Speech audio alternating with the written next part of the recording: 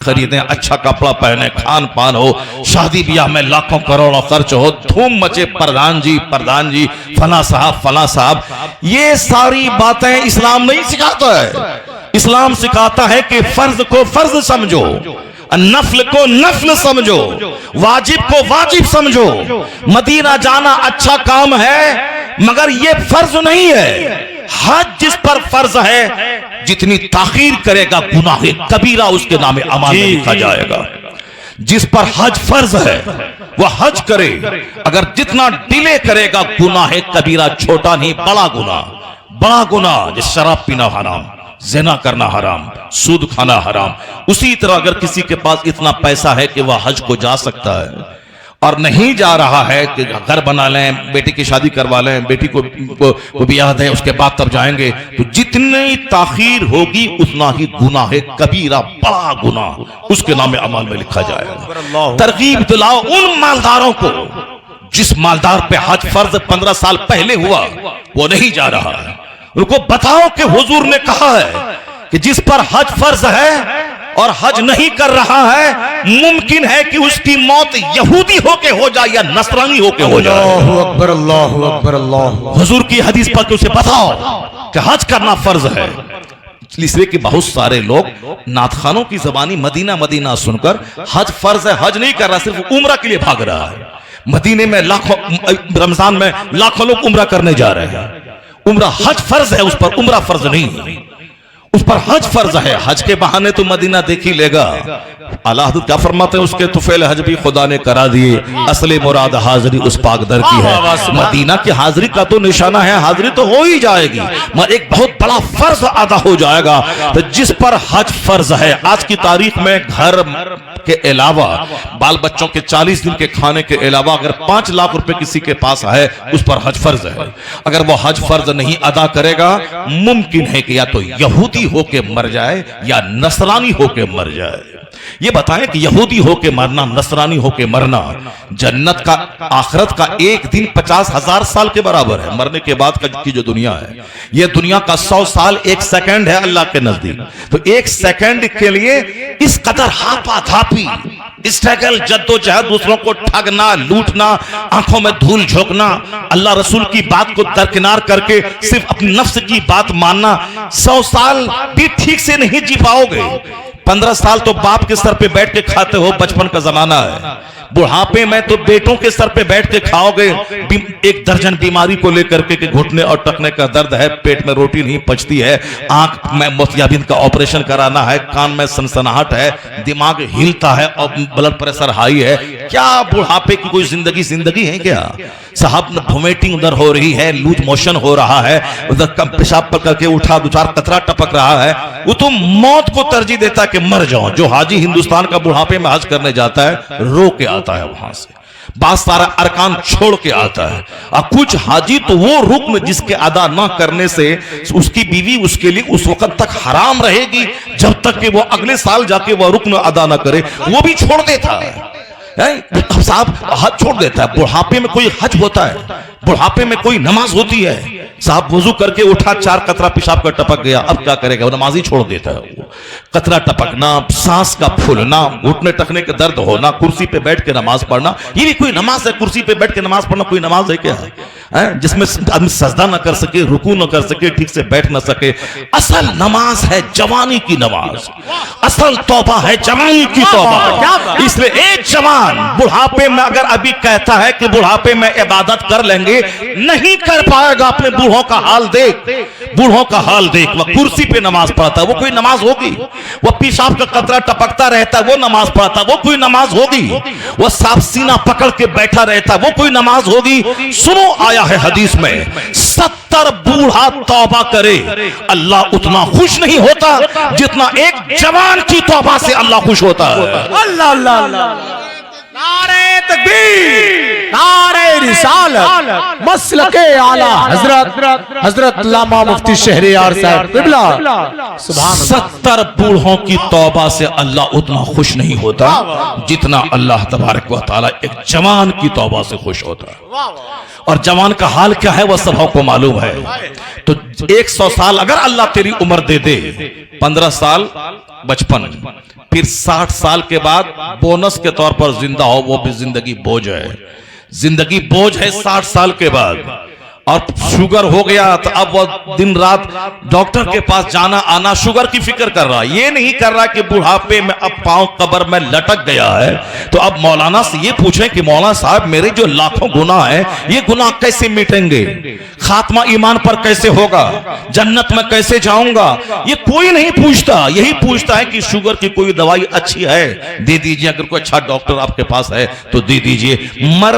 मरने का टाइम करीब आ गया है, पांव कब्र में लटका हुआ है और ये साहब अभी जीने की तमन्ना कर रहा है। ये नहीं कि जो गुनाह हुए उस गुनाहों की माफी का सामान कैसे होगा, खात्मा बिल खैर कैसे होगा, जन्नत कैसे मिलेगी, गुनाह कैसे मिटेंगे। कोई बूढ़ा नहीं मिलता जो पूछे कि जन्नत कैसे जाएंगे, गुनाह कैसे मिटेगा, ईमान की हालत में मौत कैसे होगी, कब्र के अजाब से कैसे बचेंगे, कोई नहीं मिलता। चूंकि उसको दर्द होता है घुटने और टकने का, उस सारी तवज्जो उसी दर्द पे है, इसीलिए वह ढूंढता है कोई टिकिया, कोई दवाई, कोई माजून, कोई कैप्सूल मिल जाए ताकि हमारे दर्द का खात्मा हो जाए। बुढ़ापे में बीमारी लेके बैठोगे सजदा नहीं कर पाओगे। बचपन खेल तमाशा या जवानी का क्रीम पीरियड है 25 साल, इसी में पढ़ना भी है, इसी में नौकरी भी लड़के लेना है, इसी में बाल बच्चों को पढ़ाना भी है, इसी में समाज के लिए कुछ वर्क भी करना है, उसी लिए जन्नत की तैयारी भी करना है। ये जवानी क्रीम पीरियड 25 साल की एक हवा के झोंके की तरह ये जवानी आती है और चली जाती है। कल जो हमारे सामने पैदा हुआ आज उसकी दाढ़ी के बाल सफेद हो गए, इसलिए किस इंतजार में हो कि बुढ़ापे में सजदा करेंगे। छोड़ दे मस्तियां, छोड़ दे गुटखा, छोड़ दे बीड़ी सिगरेट, छोड़ दे झूठों की दोस्ती, छोड़ दे दौलत जमा करना, वरना सारी जिंदगी दौलत जमा करेगा, उस दौलत से आराम नहीं मिलेगा तुमको। वो बच्चों की खातिर रह जाएगा, तू कब्र में जाएगा, तुझसे पूछा जाएगा कि तूने दुनिया में अपनी जिंदगी के दिन कैसे गुजारे, बोल तेरा रब कौन है, तेरा दीन क्या है, तू अपने हबीब नबी के बारे में क्या कहता था। मकान के खातिर नमाज छोड़ा, मकान रहा बेटी बहू के पास, बेटा बहू के पास, और अपने जिम्मे क्या रहा झूठ, अपने जिम्मे क्या रहा फरेब, अपने जिम्मे क्या रहा सनीमाबाजी, अपने जिम्मे क्या रहा दगा, अपने जिम्मे रहा जुआ, अपने जिम्मे रहा नमाज छोड़ना। एक वक्त की नमाज छोड़ना हराम और गुनाह कबीरा है। और जो रोजाना 5 टाइम नमाज 15 साल से छोड़ रहा है, और 5-15 साल से अगर वह 25 साल की उम्र में नमाज शुरू भी कर दे तो भी 10 साल की नमाज उसके जिम्मे कज़ा है। 50 हज करने के बाद भी यह 10 साल की नमाज उसको अदा करनी होगी। इस माना कर शराब पीने से भी बड़ा गुनाह है नमाज छोड़ना। कोई 10 साल शराब पिए तौबा करे अल्लाह माफ कर देगा, मगर कोई 10 साल नमाज छोड़ा उसके बाद वह तौबा करके नमाज पढ़ने लगा, मगर तौबा करने के बाद भी यह 10 साल की नमाज बतौर कज़ा उसको अदा करना ही पड़ेगा। चाहे वह 50 उम्र क्यों न कर ले, चाहे वह 5 हज क्यों न कर ले, यह 10 साल की नमाज उसे बतौर कज़ाए उम्री अदा करना होगा। इस माना कर नमाज कितना बड़ा फर्ज है। तो अब नमाज छोड़ के जो दौलत कमाया, नमाज छोड़ के जो जमीन खरीदा, तो दूसरे ऐश करेंगे, इसका क्या होगा कब्र में, इसका क्या होगा हश्र में। इसलिए हुजूर कहते हैं मिन शर्रि नास मंज़िलतन यौमल क़यामा अज़हबा आखिरतहु बिदुनिया गैरिही। मुस्तफा कहते हैं कि क़यामत के दिन सबसे बदनसीब, सबसे बुरा शख्स वो है जो दूसरों की दुनिया बनाने के चक्कर में अपनी आखिरत को बर्बाद कर दिया। मिन शर्रि नास मंज़िलतन यौमल क़यामा अज़हबा आखिरतहु बिदुनिया गैरिही। सबसे बुरा शख्स वो है जो दूसरों की दुनिया बनाने के चक्कर में अपनी आखिरत को बर्बाद कर दिया। क़यामत के दिन कोई बच्चा काम नहीं आएगा। ए भाई साहब, कहां जा रहे हो, यही सब है। मोहम्मद अली की नात में पूरा हंगामा हो रहा था, जैसे कि बहुत बड़ा आशिक रसूल बैठा हुआ है। एक वक्त की नमाज जो छोड़ दे वो आशिक रसूल नहीं है, वो आशिक रसूल नहीं है। वो चाहे वो 1000 वो रटता रहे आशिक रसूल है। बहुत सारे लोग हैं जो करीना का आशिक है, अमिताभ का आशिक है, क्रिकेट का आशिक है, जो साहब लता मंगेशकर के गाने का आशिक है, वो अभी उसकी मोहब्बत में गाता है, गाना सुनता है, गाता है। तो गाना गा के रोना, ये तो फिल्म में भी लोग रोते हैं। तो जो बेनमाजी नात सुन के रोता है उसका आंसू झूठा है। वो है सच्चा आशिक रसूल आला हजरत फाजिले बरेलवी, जिसकी जिंदगी में कोई नमाज कज़ा नहीं हुई। उनसे बड़ा शायर, उनसे बड़ा आशिक कौन होगा जो मस्जिद में हाथ जमीन पे रख के रगड़ते हुए मस्जिद पहुंचते थे, मस्जिद में जाके नमाज अदा करते थे। नारे तकबीर, नारे रिसालत, मुफ्ती शहरियार साहब क़िबला। झूठी शायरी, नमाज गायब है, ये आशिक रसूल है। वो आशिक रसूल हो ही नहीं सकता है जो बेनमाजी हो। उससे बेहतर था कि मदीना न जाए, वो नमाज पढ़े, मदीना न जाए, वह मुस्तफा की हदीस पर अमल करे, हुजूर की सुन्नत पर अमल करे।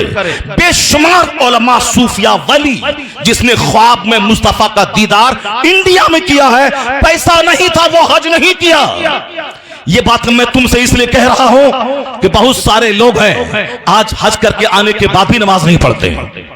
बहुत सारे लोग हैं उम्रा करने के बाद भी नमाज नहीं पढ़ते हैं। बहुत सारे लोग हैं जो सिर्फ दूसरों के जज्बात से खेलने के लिए मदीना मदीना की रट लगाते हैं, बगदाद बगदाद की रट लगाते हैं ताकि दूसरों के जज्बात से खेला जाए। ये गलत बात है। इसलिए हमारे यहाँ कोई डीएम क्यों नहीं बनता? चूंकि डीएम बनने पर कोई जोर नहीं देता। हमारे यहाँ नमाजी क्यों नहीं बनते? चूंकि नमाज की फजीलत पे किताब नहीं होता। हमारे यहाँ आलिम क्यों नहीं बनते? चूंकि इल्म की फजीलत पे किताब नहीं होता। इसलिए हर मदरसा वाला सोचता है कि 2 साल में बच्चों को पढ़ा के दस्तार दे दें, पब्लिक से चंदा लें और मकान बनाए, अपना काम चलता रहे। एक बच्चा को हाफिज, आला हजरत ने अपने बेटे मुफ्ती आजम हिंद को हाफिज बनाया। आला हजरत ने अपने बेटे हुज्जतुल इस्लाम को हाफिज बनाया। हुज्जतुल इस्लाम ने अपने बेटे मुफस्सिर आजम हिंद इब्राहिम रजा को हाफिज बनाया। इब्राहिम रजा खान ने अपने बेटे ताजुल शरिया को हाफिज बनाया। वो तो अरब बुढ़ापे में हाफिज बने।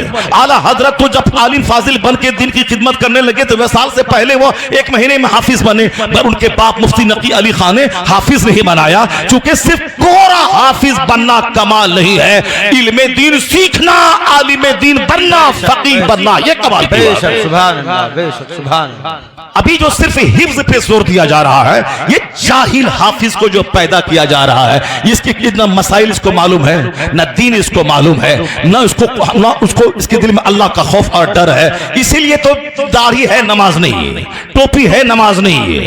दाढ़ी मुंडा ले, दाढ़ी मूंडना उतना बड़ा हराम नहीं है जितना बड़ा हराम नमाज़े पंजगाना छोड़ना है।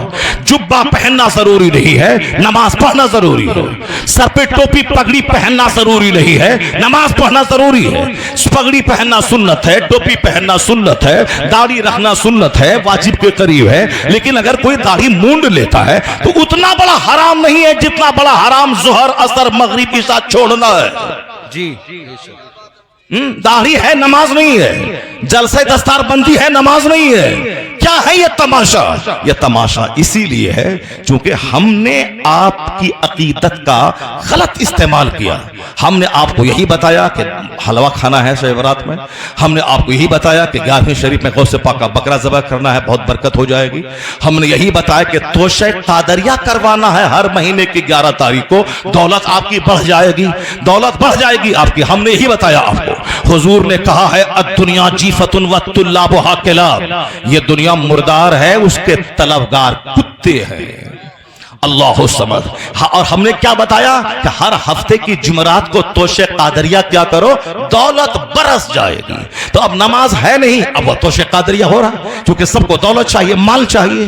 बगदाद जाओगे तो दुआ कबूल होती है, वहां जो चला जाए मालामाल हो जाएगा। इसलिए बंबई का सारा सेठ वो बगदाद जा रहा है, क्योंकि उसको माल बढ़ाना है, उसको मॉल बनाना है, उसको मार्केटिंग कम्प्लेक्स खरीद करना है, उसको फॉर्च्यूनर गाड़ी खरीदनी है। अगर किसी को पता चल गया कि अजमेर का बाबा फॉर्च्यूनर देता है, इसीलिए वह 20,000 खर्चा करके अजमेर चला गया। वहां नहीं गया कि बाबा 97 ईयर्स आपकी थी और आप 4 साल की उम्र से नमाज पढ़ते थे, 30 साल अपने मुर्शिद का बिस्तर ढोया सफर में, हजर में, और फिर हिंदुस्तान में आके 97 साल का जो आखिरी दिन दुनिया में था, उस दिन भी आपने नमाज नहीं छोड़ी।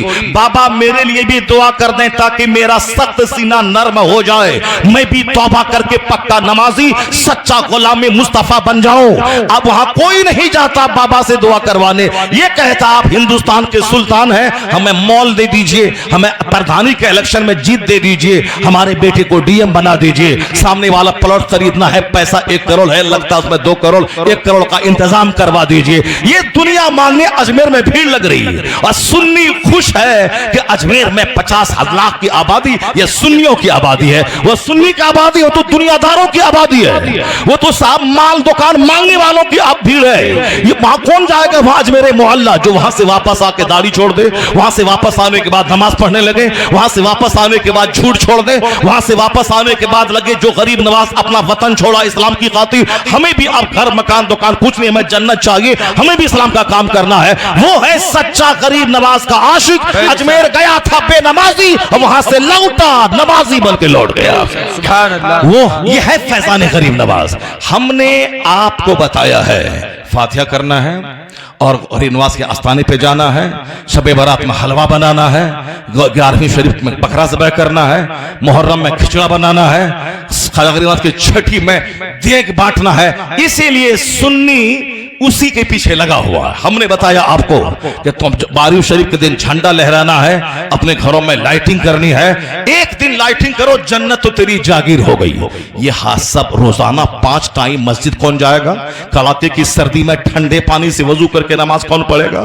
80 बरस तक जब तक जिंदगी है और डेली नमाज पढ़ना है, सुबह फजर से आना है, फिर जोहर में जाना है, जोहर से आना है, फिर असर में जाना है, असर पढ़ के आना है, मगरिब में जाना है, मगरिब पढ़ के आना, ईशा में जाना है, ईशा पढ़ के आके सोए, फिर फजर में जाना है। ये कौन काम करेगा डेली? 12वीं का दिन जुलूस निकालना ये तो एक दिन का काम है, 365 दिन में लाइटिंग कर दिया, घर अच्छा लगा, जुलूस में निकल गए, फोटो खिंचवा करके व्हाट्सएप पे शेयर कर दिया कि हम जुलूस में निकले हैं, हमने नया बुलेट खरीदा है 12वीं के दिन, नई कार खरीदी है 12वीं के दिन, हमने साहब उसको व्हाट्सएप पे डाला और लोगों ने बताया वाह वाह क्या इन्होंने लंगर बांटा है और जुलूस में शामिल होने वाले सारे लोगों को शरबत पिलाया है। बस हमारा काम खत्म। अब जोहर छोड़ना हराम था, हराम काम किया, नमाजी नहीं पढ़ा, असर छोड़ना हराम, मगरिब छोड़ना हराम, ईशा छोड़ना हराम, डेली 5 टाइम हराम काम हो रहा है। और फिर ये एक दिन 12वीं के दिन जुलूस में निकला 2 घंटा, इन्होंने कर्ज अदा कर दिया। इसीलिए सुन्नी जुलूस में ज्यादा है, मस्जिदें वीरान है। सुन्नी अजमेर में है, मस्जिदें वीरान है। सुन्नी 11वीं का बकरा ज़बह करता है, मस्जिदें वीरान है। सुन्नी तोशा कादरिया फातिहा वलीमा और मालिदा बनाता है, मस्जिदें वीरान है। इसीलिए है कि चूंकि हमने आपको इसी का महत्व बताया है, हमने नमाज की फजीलत नहीं बताई। मुस्तफा ने कहा है कि जिसके दरवाजे पे नहर रहे, 5 वक्त वो डेली नहाए, हल यब्का मिन दरनिही मिन शै, क्या मैल कुचैल में से कोई चीज बाकी रहेगी क्या? और साहबा ने कहा नहीं, हुजूर फरमाते कज़ालिका मसलुस सलवातिल खम्स, यही मिसाल 5 वक्त की नमाज की है। गुनाहों को नमाज मिटा देती है। यमहुल्लाहु बिहिन्नल खताया। हमने ये हदीस नहीं सुनाई आपको, हमने सुनाई कि फातिहा करेगा दौलत बढ़ जाएगी, जो तोशक कादिया करेगा अरबपति बन जाएगा। इसलिए हमारे लोग अरबपति बनने लगे। गरीब आला हजरत कहते रहे मजार का तवाफ हराम है, मगर हमारे लोगों ने नहीं माना। आला हजरत चीखते रहे कि एक चादर सिर्फ मजार पे डाल, चादरों की बाढ़ लगाना दुरुस्त नहीं है। एक चादर लगाना डाल देना ताकि आम कब्रों से अल्लाह के वली की कब्र मुमताज हो जाए, वरना चादर चढ़ाने की रस्म मत बनाओ। आला हजरत ने मना किया।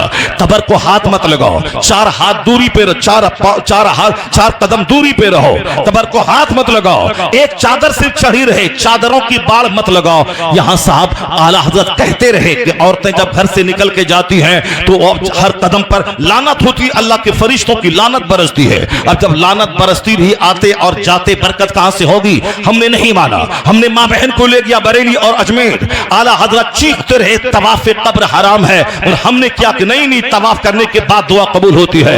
आला हजरत कहते रहे कि मज़ार पाक को सजदा करना हराम है, मगर हमारे लोग वहां जाके सजदा करते रहे जाके दौलत मिल जाए। आला हजरत कहते रहे कि एक वक्त की नमाज जानबूझ के छोड़ने वाला वो भी बेनमाजी ही है, और वो नौकरी करना हराम में कतई है जिस नौकरी में नमाज पढ़ने की फुर्सत न मिलती हो। आला हजरत इस बात को हमने छोड़ दिया और मिलाद फातिहा लेके बैठ गए। नतीजे में निकला कि नमाजी बने वहाबी दियोबंदी, डीएम बने वहाबी दियोबंदी, बैरिस्टर बने वहाबी दियोबंदी, मास्टर बने वहाबी दियोबंदी, उसके मदरसे में 100 कमरे का रूम रहे वहाबी दियोबंदी, उसके यहाँ साहब बड़े बड़े मदरसे खोले वहाबी दियोबंदी, उसके मदरसे में 5 कार रहे वहाबी दियोबंदी की, और हमारे मदरसे में साहब खाने को सही सामान ना हो, हमारे मदरसे में कोई फकीह पैदा ना हो। जरा गौर से सुनना, इसका गलत मिसाल माना मत निकालना कि हम साहब सुन्नियों के इस मरासिम की मजम्मत कर रहे हैं। नहीं नहीं, मैं खुद बरेलवी हूं, ताजुल शरिया का खलीफा हूं, मैं खुद सुन्नी हूं, इसलिए खबरदार गलत सेंस मत निकालना। मैं आला हजरत का पक्का फॉलोवर, उनके पैगाम को आम करने वाला हूं। तो मसलक के आला हजरत ये नहीं है कि नवाफिल में लगे रहे, अपना रोजा रखना फर्ज है, इफ्तार करवाना सबको ये नफल है, ज़कात का 100 रुपया निकालना ये फर्ज है, और अगर 1 करोड़ की मस्जिद बनाना ये नफल है। आला हजरत ने लिखा फतवा रज़विया में, 1 करोड़ की मस्जिद कोई तामीर करवा दे ये नफल है, और ज़कात का 100 रुपया निकालना ये फर्ज है। और जब तक ये फर्ज नहीं निकालेगा 1 करोड़ की मस्जिद तामीर करने वाली नेकी उसकी मुअल्लक रहेगी, चूंकि नफल नफल है और फर्ज फर्ज है, और कोई नफल कबूल नहीं होता जब तक के फर्ज न अदा करे।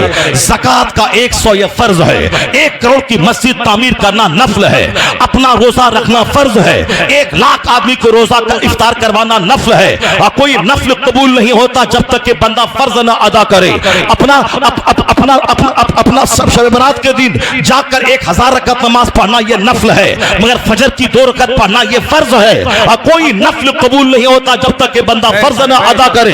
फर्ज फर्ज है, नफल नफल है, 50 आदमी को उम्रा करवाना यह नफल है, अपना हज करना यह फर्ज है, और उस वक्त तक यह नफल कबूल न होगा जब तक कि बंदा फर्ज न अदा करे। फर्ज को फर्ज समझना होगा और नफल को नफल समझना होगा। मजार पे जाना नफल है, फातिहा पढ़ना नफल है, औलिया सालिहीन के मजार पे जाके फातिहा पढ़ना यह अच्छा काम है, मगर यह फर्ज नहीं है, और कोई नफल कबूल नहीं होता फर्ज छोड़कर। इसीलिए आला हजरत ने ज़कात का महत्व बताया कि ज़कात का 1 टाका 1 करोड़ नफल खैरात करने से बेहतर है, क्योंकि ये फर्ज है वो नफल है। क़यामत के दिन फर्ज का सवाल होगा, नफल का सवाल नहीं होगा। अगर फर्ज के साथ नफल मिला हुआ है तो दर्जात बुलंद हो जाएंगे, उनके मराती बुलंद हो जाएंगे, उसका ग्रेड बढ़ जाएगा। लेकिन नफल है, फर्ज नहीं है, वह नफल काबिल कबूल नहीं होगा। तो जो कहता है फातिहा हराम है वो भी जहन्नमी, जो बोलता है चादर पोशी हराम है वो भी जहन्नमी, जो बोलता है गौसे पाक की नियाज हराम है वो भी जहन्नमी, और जो ये कहता है कि नमाज पढ़ने से क्या होगा, बगदाद जाओ, अजमेर जाओ, मदीना जाओ, फातिहा पढ़ो, लंगर बांटो, वो भी जहन्नमी। इसलिए कि इधर आएगा तो फराइज को नफल समझकर उसकी तौहीन करेगा, अगर उधर गया तो फिर वो एक नफल अच्छा काम को हराम कहता है, तो वो भी गलत है। दोनों रास्ते तबाही के हैं। या बीच का रास्ता है मसलके आला हजरत का, कि नमाज भी होगी, नियाज भी होगी, नमाज भी होगी, जुलूसे मोहम्मदी भी निकलेगा, नमाज भी होगी, तोशे कादरिया भी अदा किया जाएगा, ज़कात भी अदा होगी, गौसे पाक का लंगर भी बांटा जाएगा, फर्ज भी अदा होगा, नफल भी अदा होगा। यह सीधा रास्ता जन्नतुल फिरदौस लेके चला। तकबीर, नारे रिसालत, उलमाए अहले सुन्नत, मुफ्ती शहरियार साहब क़िबला, नारे तकबीर, इमामुल अंबिया कानफरज, जश्न दस्तार बंदी, जश्न दस्तार बंदी, नारे तकबीर, नारे रिसालत। यह है मसलके आला हजरत। अच्छी तरह आप समझ गए होंगे मेरी बात जी। मसलके आला हजरत। बहुत सारे लोग बताशा पे, शकरपाला पे फातिहा दिला के जन्नत जाना चाहते हैं। बहुत सारे लोग बरेली शरीफ में जाके 50 रुपए का गुलाब चढ़ा देने के बाद वो जन्नत जाना चाहते हैं। यहाँ लोगों ने 80 बरस तक एक नमाज नहीं तर्क की। गौसे आजम 40 साल तक इशा के वजू से फजर की नमाज पढ़ते रहे। हम उसका लंगर लेके बैठे हैं, नमाज लेके नहीं बैठे हैं। गौसे आजम ने हमारे लिए इस कदर उन्होंने जीने की राह दिखलाई है कि गौसे पाक को कोई कायदे से पढ़ ले तो वो कभी भी कुफ्र के करीब नहीं जाएगा। आज हमारे घर में एक मैयत होती है तो लोग परेशान हो जाते हैं, एक बच्चा मर जाता है तो लोग, बहुत सारे लोग कुफ्र बक जाते हैं। अल्लाह को ऐसा नहीं करना चाहिए, माअज़ल्लाह, 1000 बार माअज़ल्लाह। ईमान की खैर मनाइए। ईमान लुट गया है, दाढ़ी और टोपी लेके क्या करेंगे? ईमान लुट चुका है, दाढ़ी और टोपी ढोए जा रहे हैं। डॉक्टर इकबाल आशिक रसूल था, दाढ़ी चेहरे पे नजर नहीं आ रही उनकी तस्वीर में, लेकिन उनसे किसी ने पूछा कि हुजूर आपके अशार में इस कदर चाशनी क्यों है जो आदमी का बदन हिल जाता है, आदमी की फिक्र रोशन हो जाती है, बुज़दिल भी जवां साल बन जाता है, ये कैफियत कैसे पैदा हो, तासीर कहां से पैदा होगी? डॉक्टर इकबाल ने कहा था कि मैंने अशार लिखने से पहले 1.5 करोड़ बार मुस्तफा पे दरूद भेजा है। 1.5 करोड़ बार डेली। अगर 10,000 भी आप पढ़ेंगे तो 1 करोड़ पूरा करने में कितने दिन लगेंगे, बैठ के हिसाब कर लीजिए। अगर 10,000 डेली पढ़ते हैं, एक महीने में 30 दिन, 30 नहीं 300 यानी 3 लाख होंगे एक महीने में। और एक साल में 12 महीने होते हैं, 12 या 36 लाख हुए। यहाँ 1.5 करोड़ 10,000 पढ़ने में कितना टाइम लगेगा वो समझ सकते। मगर जो मेहनत करना चाहता है अल्लाह उसके लिए रास्ते को आसान फरमा देता है। जो काहिल रहता है, सुस्त रहता है, बुज़दिल रहता है, उसके लिए फजर में उठना बहुत बोझ है। लेकिन हुजूर कहते हैं रकअतल फज्र खैरु मिन दुनिया व मा फीहा। अल्लाहु समद। ये हदीस पाक सुनिए, हुजूर ने क्या कहा, रकअतल फज्र खैरु मिन दुनिया व मा फीहा। बहुत सारा ढोंगी वहां मजार को दे, कहा बाबा सलाम, हाँ बाबा सलाम, हाँ बाबा सलाम। क्यों? इसीलिए बुजुर्गों ने कहा था कि ज्यादा मजारात की तामीर और मजारात के चक्कर में मत पड़ा करो। जो इंतकाल किया अपने अंजाम को पहुंच गया, अगर अल्लाह वाला है तो उनकी कब्र पे जाके उसके वसीले से अपने लिए दुआ करो, ये कि अल्लाह ताला इनकी नमाजों के सदके में ए अल्लाह मुझे भी नमाजी बना दे। ये सब दुआ करो। जो दुनिया को तलाक दे के ठीक से मुरगन खजा जिंदगी में नहीं खाई, उनके मजार पे जाकर के तुम दौलते दुनिया मांग रहे हो कि इतना दीजिए कि आराम से खाएं पिए। ये किस कदर हिमाकत है। एक कब्र पे बंदा गया, कहा बाबा मुझको दौलत दीजिए। कब्र से आवाज आई, दौलत चाहिए तो बादशाह की कब्र पे जाओ, यह फकीर की कब्र है। अल्लाह समद। यह फकीर की कब्र है जो सारी जिंदगी मजेदार खाना नहीं खाया, बस सिर्फ जाहिरी हाव भाव को हम लोग लिए फिर रहे हैं। साहब पीर साहब के हाथ पे हाथ दिया, उसी पीर साहब को लेके नाच रहे हैं। जो एक मौलाना 20 साल पढ़ा, मस्जिद में 5 टाइम नमाज पढ़ा रहा है साहब, उसके पीछे कोई नहीं, उसकी सलाम तक कोई करने वाला नहीं।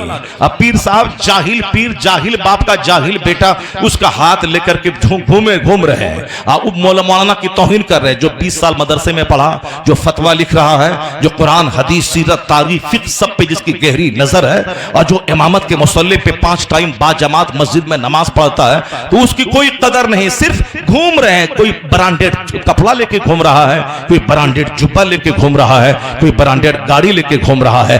पीर का मतलब क्या होता? इसी आज की शब रात में, यानी आज की रात में मैंने बरेली शरीफ में एक बार कहा था, आज से 2-3 साल पहले मैंने कहा था, यह है फर्ज को फर्ज ना समझने और नफल को जरूरी समझ लेने की वजह से सुन्नियों में आज जो अफरा तफरी का माहौल है, इसीलिए आला हजरत को लोग समझ ही नहीं रहे।